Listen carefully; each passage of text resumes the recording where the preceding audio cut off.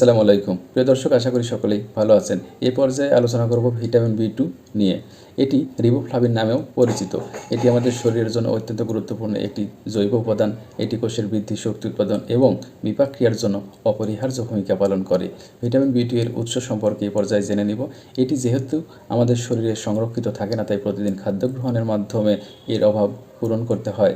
প্রাকৃতিক উৎস, প্রাণীজ উৎসের মধ্যে উল্লেখ করা যেতে পারে দুধ ও দুগ্ধজাত খাবার, যেমন দুধ, দই, পনির, ডিম, মুরগির মাংস, গরুর মাংস, মাছ, স্যামন, টুনা ইত্যাদি। শস্যজাতীয় খাদ্য, ব্রাউন রাইস, গম, ওটস, কর্ন, ডাল ও বাদাম জাতীয় উল্লেখযোগ্য, মসুর ডাল, ছোলা, কাজু বাদাম, আখরোট ইত্যাদি।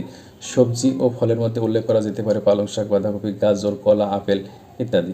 ভিটামিন বি টু এর কী কী উপকারিতা রয়েছে এ পর্যায়ে আমরা জেনে নিব। কোষে শক্তি উৎপাদনের জন্য গুরুত্বপূর্ণ। এটি কার্বোহাইড্রেট, প্রোটিন ও ফ্যাট ভাঙতে সহায়তা করে। রিবোফ্লাভিন চোখের জন্য উপকারী এবং ছানি পড়া প্রতিরোধে সহায়ক। মস্তিষ্ক ও নার্ভের কার্যকারিতা ঠিক রাখে। ত্বকের উজ্জ্বলতা বজায় রাখে। ব্রণ ও অন্যান্য ত্বকের সমস্যার ঝুঁকি কমায়। লোহিত রক্তকণিকা উৎপাদনে সহায়তা করে। হজম শক্তি বাড়ায় ও গ্যাস্ট্রিকের সমস্যা কমায়। ভিটামিন বি টু এর অভাবজনিত সমস্যা উল্লেখ করা যেতে পারে ঠোঁট ও মুখের কোণে ফাটল, জিহ্বা লাল ও ফোলা, চোখের জ্বালা পোড়া ও দৃষ্টি সমস্যা, ত্বকের শুষ্কতা ও চুল পড়া, দুর্বলতা ও ক্লান্তি। আশা করি উপকারে আসবে। ধন্যবাদ।